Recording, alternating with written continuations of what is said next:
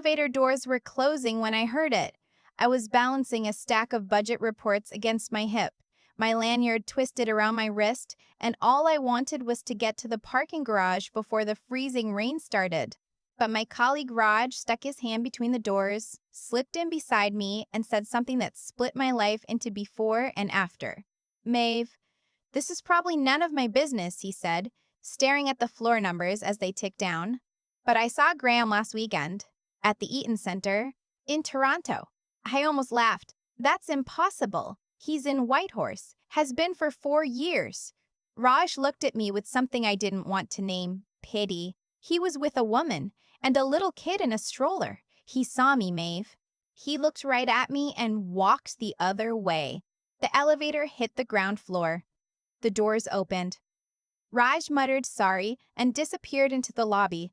I stood there holding my reports, the fluorescent light buzzing above me, and I could not make my legs move. Let me back up. My husband Graham and I got married in the summer of 2018 at a little vineyard in Prince Edward County. I was 26, he was 29. We had known each other since our second year at Carleton, and by the time he proposed on the canal during Winterlude, I thought I knew every corner of him. He was the kind of man who woke up before sunrise to shovel our neighbor's driveway. The kind of man who would drive 40 minutes across Ottawa to pick up my mother's prescription because her car wouldn't start. Everyone said I was lucky. I believed them. Graham was a geological engineer. Good at his job, better than good. When his company offered him a 4-year contract with a mining operation in the Yukon, we sat at our kitchen table for 3 nights running, talking it through. The money was serious. $240,000 a year, plus remote allowance, plus a completion bonus of $80,000. We had student loans. We wanted to buy a house eventually, maybe in Barrhaven or Canada, where the schools were decent. 4 years felt like a long time, but we were young and we loved each other, and we told ourselves the distance would make us stronger. He flew out on a Tuesday in September 2019. I drove him to the airport. He held my face in both hands at the departures gate and said, 4 years, that's nothing. We'll FaceTime every night. And we did. At first, he would call around 9, which was 6 his time. The connection was patchy. He said the camp was remote satellite internet only, so sometimes the video froze or the audio cut out. I understood. I had looked up the region on Google Maps, zoomed in on the tiny gray square of the mining camp surrounded by nothing but green. Of course the signal was bad. I want to be clear about what those 4 years looked like for me. I kept working at the Ministry of Natural Resources, where I did policy analysis and made a government salary that barely covered rent and groceries. I sent Graham care packages every month. Thick wool socks, maple cream cookies from that shop on Elgin Street, paperbacks he asked for, handwritten letters because I thought it was romantic. I drove to his parents' house in Kingston every Thanksgiving and Christmas because I didn't want them to feel like they'd lost their son. His mother, Barb, would hold my hand across the dinner table and say, "He's so lucky to have you waiting." I waited. That's the word. I waited the way you wait for a season to change. Patiently, faithfully, filling the time with small routines that all pointed toward the same future. I turned down drinks with coworkers. I turned down a kind man at a conference in Montreal who put his hand on my arm and said I had a beautiful smile. I turned everything down because I had made a promise, and where I come from, promises mean something. Our joint account at TD grew slowly. Graham deposited his pay and I deposited mine. I barely touched his portion. I was saving for us, for the house, for the life we would start when he came back. By year 3, we had over $380,000 sitting in that account, and every time I checked the balance, I felt proud. This is what sacrifice looks like, I told myself. This is what love costs. The calls got less frequent. By the 3rd year, it was maybe twice a week. By the 4th, sometimes once. He always had a reason. The project was in a critical phase. They were working double shifts. The satellite equipment needed repair. I missed him so badly it sat in my chest like a stone. But I told myself this was temporary. Everything temporary eventually ends. In September 2023, his 4-year contract was supposed to be done. I had the house picked out. A 3-bedroom semi in Stittsville with a backyard big enough for a dog. I had the real estate agent's card on the fridge. I had started sleeping on my side of the bed again instead of the middle because he was coming home. Then he called and said the company had extended the contract. Another 2 years. They needed him on site for a new phase of the project, and the bonus for staying was too good to pass up. Another 150,000. I cried. I'm not ashamed of that. I sat on the kitchen floor and cried into the phone, and he said all the right things. He said he was sorry. He said he hated it too. He said 2 more years, and then we would never be apart again. So I waited 2 more years, and then we would never be apart again. So I waited 2 more years. 6 years total. I was 32 by then. My friends had gotten married, had babies, bought houses. My friend Holly threw her daughter's 3rd birthday party, and I showed up with a gift bag and a smile and went home and sat in the dark. I wasn't jealous of Holly. I was jealous of the way her husband walked through the front door at 5:30 every single day. But then, the elevator. Raj. The Eaton Center. A woman and a stroller. That night, I didn't call Graham. For the first time in 6 years, I didn't reach for my phone at 9 o'clock. I sat at my laptop instead and did something I had never thought to do, because I had never had a reason to doubt. I searched his name. Graham Faulkner. It took less than 10 minutes. His privacy settings on social media were loose, probably because he never expected me to look. And there it was. A Facebook profile I didn't know about, under a slightly different name. Graham M. Faulkner instead of Graham Faulkner. Photos going back 2 years. Him and a woman with dark hair and a wide smile, standing in front of a condo building I didn't recognize. Him pushing a stroller through High Park. Him at a Blue Jays game with his arm around her shoulders, both of them wearing matching jerseys. 2 years of photos. 2 years. He hadn't been in the Yukon for 2 years. Maybe longer. He had been in Toronto, living with this woman, raising what appeared to be their child together, while I sat alone in our apartment in Ottawa, mailing care packages to a camp he had already left. I want to tell you I was angry. I was. But the first feeling, the one that hit before the anger, was confusion. My brain simply could not rearrange the facts fast enough. Every FaceTime call, every excuse about satellite internet, every I miss you, Maeve, just a little longer. He had been 2 hours away by plane, 5 hours by car. He could have driven to Ottawa and back in a single day. I didn't sleep that night. By 3 in the morning, I had found the woman's Instagram. Her name was Charlene. She was a dental hygienist. Her feed was full of pictures of their life together, hashtagged with things like blessed and my little family and homies where you wire. The child, a boy, looked about 18 months old, which meant she got pregnant roughly 2.5 years ago, right around the time Graham told me the contract had been extended. There was no extension. There was no new phase of the project. He came back to Ontario, moved to Toronto, started a new life, and kept me on the hook because he wanted both. The loyal wife, saving money in Ottawa. The new girlfriend, playing house in Toronto. Our joint account was his safety net. I was his safety net. I called in sick the next day. Then I did something I'm not proud of. Or maybe I am. I'm still deciding. I drove to Toronto. It took me 4.5 hours on the 401. I didn't listen to music. I didn't listen to music. I didn't listen to anything. I just drove with both hands on the wheel and watched the highway signs pass. Rockville, Kananoke, Kingston, Belleville, Cobourg, Oshawa, and then the sprawl of the GTA swallowed me up. I had the address from Charlene's Instagram. She had posted a photo of their front door with a new reef on it, and in the background, you could see the unit number and the building name. People don't think about these things when they post. They should. I parked across the street from a mid-rise condo near Queen and Broadview. I sat in my car and watched the entrance for 2 hours. At 11:15 in the morning, Graham walked out, my husband, in a gray puffer jacket and joggers, carrying a bag of recycling, looking perfectly relaxed, perfectly at home. He had grown a beard. His hair was different, but it was him. He didn't see me. He walked to the side of the building, dropped the recycling in the bin, and went back inside. The whole thing took 90 seconds. I sat in my car and watched it happen like I was watching a stranger on television. I drove home. I did not knock on the door. I did not scream. I did not make a scene.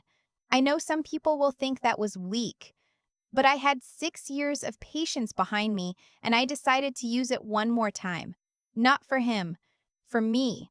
The next morning, I called a lawyer. Her name was Diane Chen, family law, based in Ottawa. I found her through the Law Society of Ontario's referral service, and in our first meeting, she said something that I have never forgotten. She said the best revenge is documentation. So I documented. I went to TD and requested full transaction records for our joint account going back 6 years. What I found made me sick. For the first 4 years, Graham's deposits were consistent with his salary. But starting in year 5, the deposits dropped by nearly half. He was still working. I confirmed that by calling his company's HR department, pretending to verify employment for a mortgage application. He was employed, collecting his full salary, but only depositing a fraction into our joint account. The rest was going somewhere else, a personal account I didn't know about. I also found withdrawals I had never noticed. Small amounts, 50 here, 80 there, from ATMs in Toronto, for 2 years. I had never checked because I trusted him. The word trust looks different to me now. It looks like a door you leave unlocked because you think only good people live in your neighborhood. Diane advised me to keep everything quiet until we had a full picture. I hired a private investigator. His name was Theo, and he was a calm, methodical man who had been doing this work for 20 years. "You wouldn't believe how common this is," he said, and that sentence was both comforting and devastating. Within 2 weeks, Theo had everything. Graham had rented the condo in Toronto under his name. He had a lease going back 26 months. He had a joint credit card with Charlene. He had registered as the father on their son's birth certificate. The boy's name was Jack. Graham had been living a full, complete, second life, and I was the ghost in the first one. I want to talk about what those 2 weeks felt like, because I think anyone who has been through this will understand.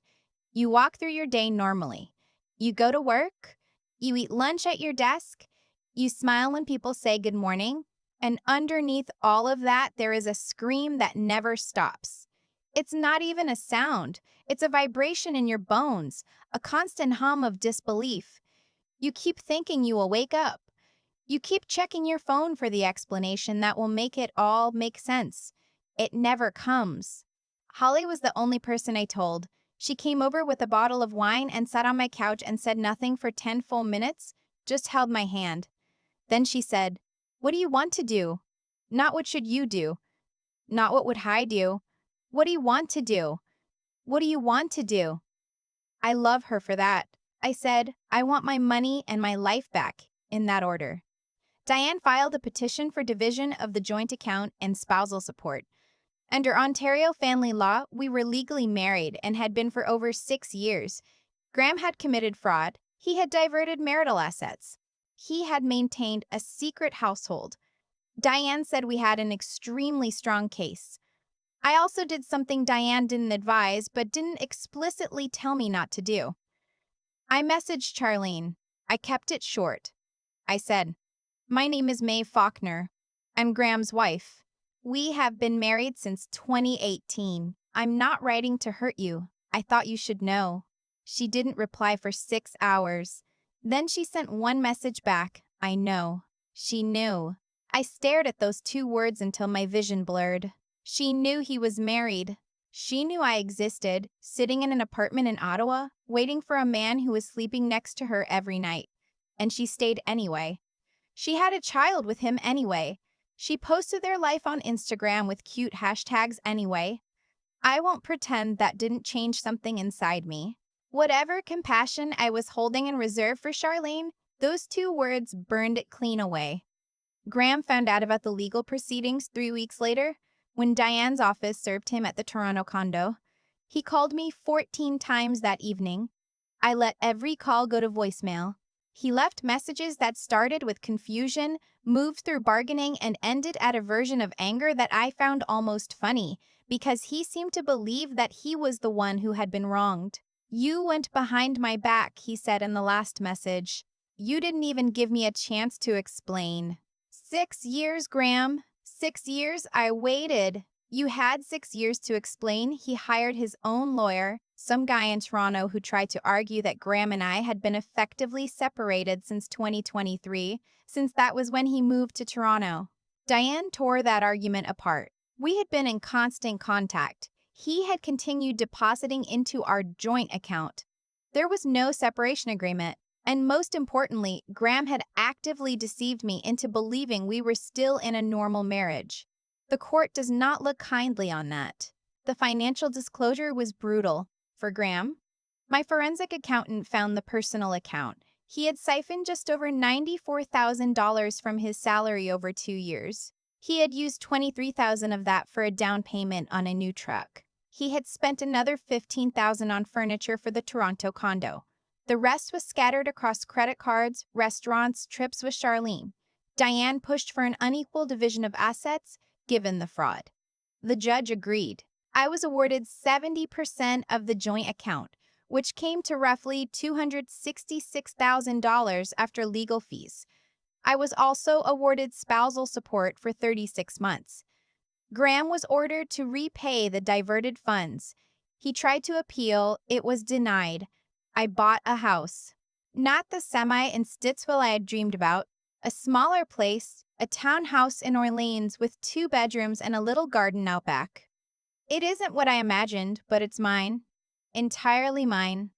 My name on the title. My key in the lock. Graham and Charlene broke up 4 months after the court ruling. I heard this through his mother, Barb, who still calls me sometimes. She said Graham moved into a bachelor apartment in Scarborough. She said he barely talks to anyone in the family. She said she was ashamed of him. I told her she didn't owe me an apology for her son. She cried. I cried too, but for different reasons. Sometimes I think about Charlene. She has a child with a man who lied to everyone. She knew he was married and she stayed. And I suppose she's paying for that now in her own way. I used to be furious at her. Now I just feel a kind of tired emptiness when her name comes up. She made her choice. I made mine. Holly asked me once if I regretted the 6 years. I thought about it for a long time before I answered. The truth is, I don't regret being faithful. I don't regret waiting. Those choices belong to me, and they say something about who I am that I'm not willing to give up. What I regret is trusting blindly. There's a difference between being loyal and being willfully ignorant. And the line between them is thinner than I thought. I'm 33 now. I have a dog, a rescue mutt named Biscuit, who sleeps on the bed and steals socks. I started running again, something I gave up in the early years because I was too tired from working and waiting.